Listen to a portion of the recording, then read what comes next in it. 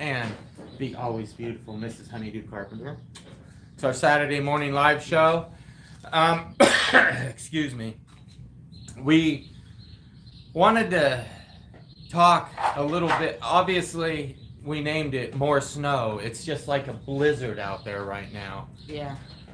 Or, whatever it's called. So it's like a blizzard out there. So it's coming down faster than it can melt off of the satellite dish or whatnot.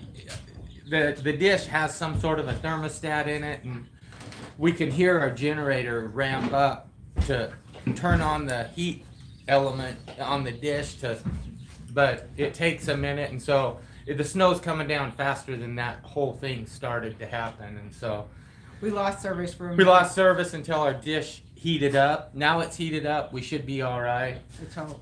This is one of the things we wanted to talk to you about, was some of the struggles and the challenges and the unexpected things of living off grid. Yeah. And also some of the advantages and some of the unexpected fortuitousness, as if that's a word. Right.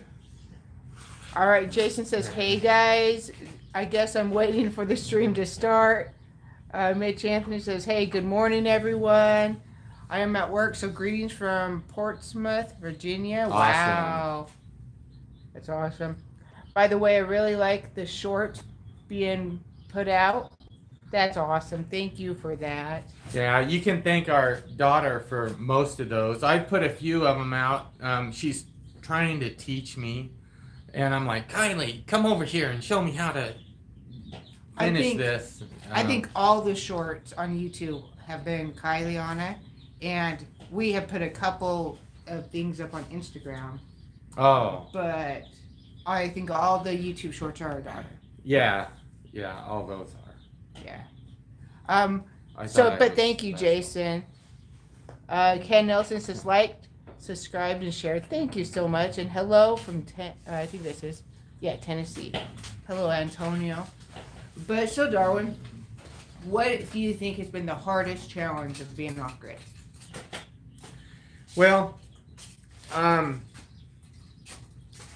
for us, we had a plan, and it was just going to be wham bam, and it was going to be one and done. We were going to buy this property, have a construction loan, have a crew come in, knock us out a cabin and a shop, and then we were going to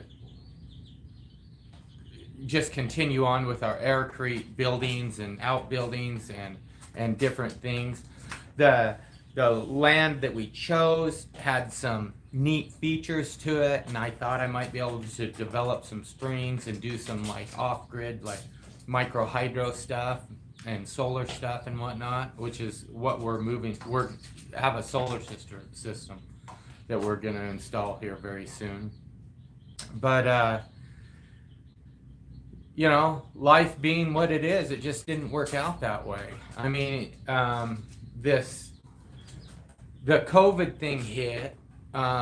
It stopped all shipping of any foam-made products overseas, and that was at least 40% of our business. And so our income went way down, and then on top of that, prices went up. Yeah, hyperinflation. I mean, like literally, the steel building kits for the shop were 2.5 times. I mean, it went from like $48,000 or $50,000 for a kit to like $120,000 for the same kit, Oh yeah. And the same with cabin kits and whatnot. We were just gonna do a small, like 600 square foot, with a loft, obviously, cabin kit just to get us going, and then we were gonna build an Aircrete structure. But it just never happened. It never came to fruition. I mean, anyone out there knows that even an OSB piece of plyboard went. Yeah, they went clear up to $80 at one point, $78. And that was right when we were thinking, hey, let's go off grid and build something. Yeah. And so we actually had to wait for the OSB to come down to tenable point before we could even get that. Yeah. And so for us, a lot of it has been circumstantial, but at the same time, there's also been a lot of stresses that I didn't think would be so stressful on me, like, having to get up at 2 a.m. and walk 100 yards or 50 yards to a porta potty. You think, oh, I can handle that, but after a year, it's like, that's not so good anymore, and so the first part of this build down here that we did was over where I had plumbed in the toilet and the sink and everything, we just put a homemade tent there For a bathroom. and put a toilet in. And as soon as last spring, as soon as the weather got to where it wouldn't freeze at night, we did that, and we thought, okay, well, by the time it starts freezing again, we'll get a house around it. Well, that didn't happen. No, It was actually pretty darn close. It was pretty close. We ended up moving in. I mean, we got caught in November with some snowstorms with about 3 walls open, and we were frantically getting this place buttoned up and closed up. And then we ended up moving in about the middle of December. It still wasn't completely buttoned up and closed up. But, yeah. And obviously we moved in without the walls being insulated and everything. Luckily we had a stove that can put out enough BTUs to keep up with that. If you haven't seen that video we put out with the thermal images, oh my God. It is an amazing stove. It's crazy how well the stove works. You can keep going. I was just reading. Yeah, just Oh, okay. Antonio says there's a new cement that's 2 times as strong as regular cement. Can you imagine the Aircrete made from that? I can imagine it. Yeah. That'd be kind of cool. Yeah, there have been a lot of different additives. I mean, 5 years ago when I started doing Aircrete, I was talking with some engineers back east about the different flexural additives that they had to put into cements to affect the flexural strength of it. And I mean, they were just working on it at that point. And but the tests they had done were outrageous. And so, yeah, I can believe it. The hardest part of being off grid, there's too many people close by. We just can't get away. The nerve of these people. Our neighbors are within walking distance, but they're still a good distance away. It's been kind of nice. We're out here, but we're not completely alone, which is kind of nice. If you went to walk to our closest neighbor's house on either side, you would have to walk over half a mile, and so, yeah. I mean, if you went straight down the valley and up the hill, it might be a little less than half a mile, but with the up and down. I would say the hardest part for me being off grid is that nothing seems to get done as fast as we think it will. So that's the hardest part for me, is that I keep thinking, oh, we should have a house by this time, or we should have this by this time, and it never quite seems to. Like, I thought, oh, I can live in a camper for like 6 months with 3 kids in a 28-foot camper. Yeah. Yeah. A year and a half later, still in that camper. Right. Melanie was like, I don't care if it's insulated or not. We're moving out of that stupid camper. We're getting in that house. And I mean, I took 2 old office file cabinets and put a sink over them and plumbed it into our sinkhole in the kitchen. That's what we're still using. And that's our kitchen. It's kind of. But I would say that my greatest thing about being off grid is seeing how much my kids have grown and come out of their shells and seeing their personalities and their freedom develop. And it's an amazing gift. Right? That's awesome. I mean, our mailbox is what, at least 3/4 of a mile down the road. Right? And we were coming home and we stopped at the mailbox, and the boys get out to check the mail, and then one of the dogs jumps out too, and he grabs it and he goes, "I'll just walk from here, Mom." And his other brother was like, "Yeah, if he's gonna walk, I'm gonna walk with him." And then they just had both dogs and they just walked home. And I seen them. They didn't come straight home. They were walked across the top of the property on the upper pad and where my spring is and whatnot. And they were just up there. And they come down, and my younger son was like, "Well, that was worth it." He goes, "Dad, have you seen the view from up there?" And I'm like, "Yeah, I have." So, yeah. What do you think your greatest thing that you learned about being off grid is?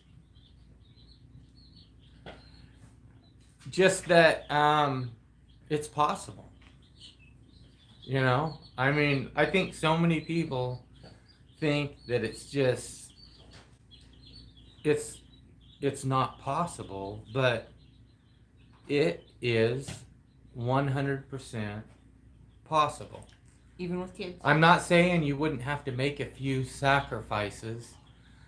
You know, I mean, if you're completely set up and you have a ton of money and you can just pay cash for a piece of property and bring a contractor in and build you a situation and get your solar system all put up and everything.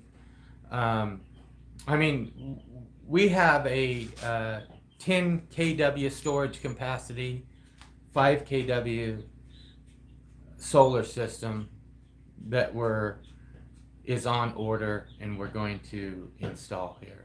And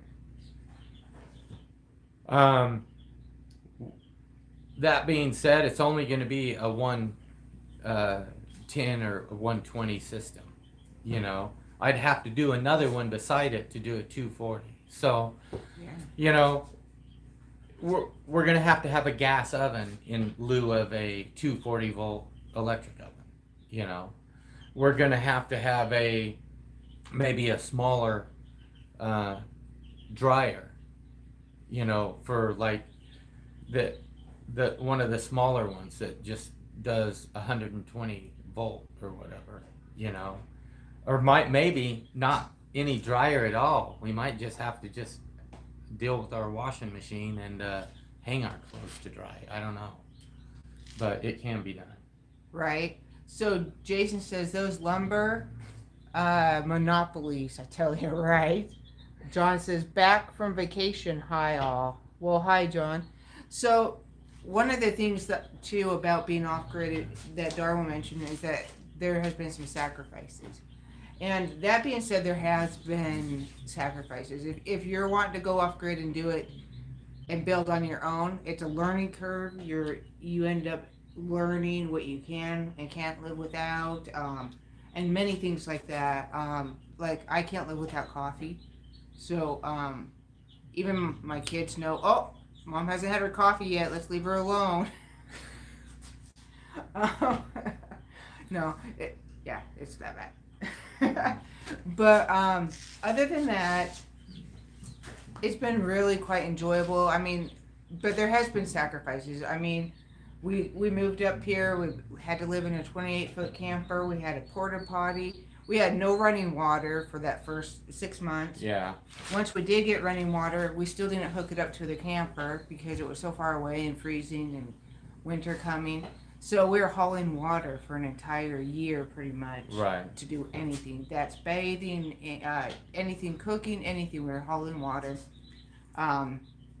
drinking water, And then when we finally move it down here, we did hook it up to water, and we had issues with leaks. We had issues with Bit freezing. freezing and everything like that. And then moving in here, you know, dealing with nowhere to put anything. It's all one big open space. There's no storage units available. The only room that has any privacy is the bathroom. So everyone's like, you know, waiting their turn to change and do everything like that. It's, you know, it has its challenges, but it also has its goals or its And greatness. I mean, you step out the door and you look at the view down the valley and you look at the expansiveness of where we live, and it's just like, I mean, it's so beautiful, that makes you want to cry, you know. And we know that this too shall pass. It's all temporary. It's already passing. I mean, you know, we don't have a porta potty porta potty anymore. We have a flushing toilet and a septic system that, you know, I had installed the fall before last. Right. And I tell you guys, heading out to a porta potty after you hear all the coyotes yipping it up, it's not a fun adventure. Or having chickens go missing and finding out that you had a cougar visit your chicken coop. right. And then you're like, oh, I have to go pee. Yeah, and then I end up having to wear my pistol all the time, and every time anyone had to go pee, I had to escort them out and guard the door of the porta potty, because sometime in the last week there was a cougar, you know, like, so what? No, it is a little unnerving. Just so you know, he didn't want to walk up to the bathroom all by himself. He would just step outside the door and go right there. Because he didn't want to go up all the way by himself. You're just But jealous. when I had to go, or our daughter, all the way up there, yeah, we didn't want someone to go with us. Mm-hmm. And I mean, it is a little unnerving when you're right here and just 30, 40 yards down on your road, you know, because we had this road that we had kind of made that would come down to where we're at now, to just be going to the bathroom, and you shine your light over that direction and you see these cat eyes from a cougar looking up at you. It is a little unnerving, and I'm not gonna say it's not. Paul says, great USA Patriots and wood burner extraordinaires. You two. Love and encouragement and blessing from New Zealand. Paul, thank you for that. That's very amazing. Jordan says, gas dryer. Yeah, we are probably gonna have to get a gas dryer if we want a clothes dryer in the winter time. Yeah, during the summer it might be a lot of just hanging outside. Jason says, you don't need a dryer. That's what the clothesline is for, as long as pollen isn't too bad. No, Jason, the pollen isn't too bad. What is bad is I have a husband who likes to dig around in a lot of dirt, and there's all this fresh dirt that is blowing around with the littlest breeze, and there's so much dust everywhere, so much. Mm-hmm. So until we can get, like, you know, some rock in or some stuff planted so that it's not all fresh plowed dirt everywhere. I did do a lot of excavating last fall, guys, to get the road. Mrs. Honeydew, in my defense, she was like, I'm like, how's it look, babe? Wider. Okay. How's it look, babe? I made it 3 feet wider. Well, right where we're going around that corner, knock that off. Wider. Now we have this highway coming down to our house. It's quite nice, actually. I do love it. It is nice. And that's true. I did have him keep doing things to, you know, make things what I thought I liked better. So, yeah, that's true. We make a great team, huh? Yep. Oh, we're at 20 minutes, babe. John says, keep up the rocket cook stove. Yes. Bill says, wish you could locate the camera for a better view of the stove and house. I know. Anyone want to send us a camera? That'd be awesome. Because that's one of the things with living off grid and doing what we're doing is everything's super tight because, you know, not everything has gone down in price to get building supplies. So, yeah. Right. It's one thing at a time. We're like, here, we have enough money, let's do this. Like, it's weird. The lumber industry, it's like people caught on to it and they were getting really ticked. And so, obviously, somebody did something. It came back down a little bit. But plumbing parts haven't. Yeah, so honestly, you guys, all the footage is coming from phones. Any pictures, any videos is all from our phones. Yeah. So hope you like them. Thanks, Bill. My grandmother would dry clothes on lines in the house, by the house, right? Yeah.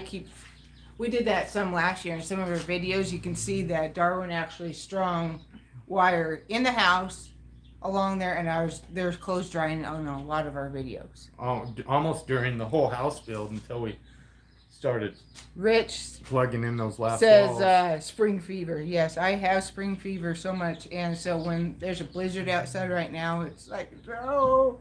My kids came downstairs and they're like, no. Yeah, it was.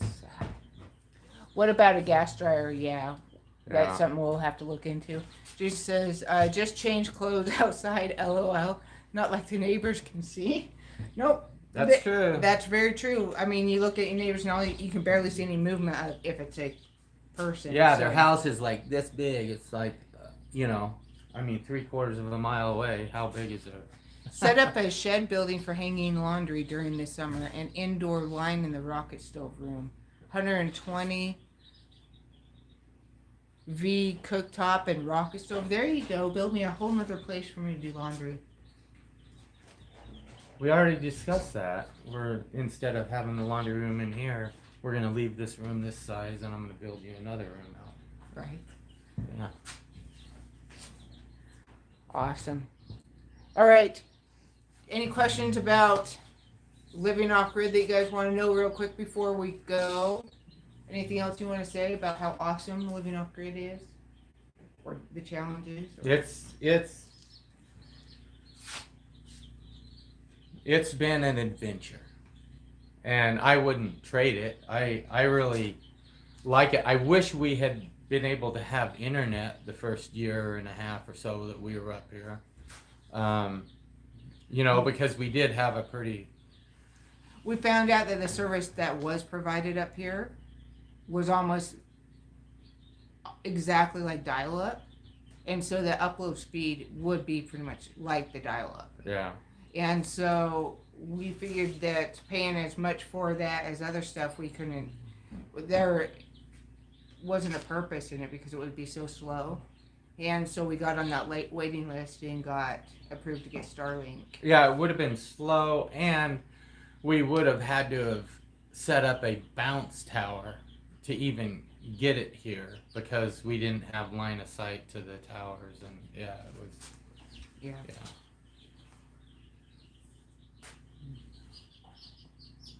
How money and acre.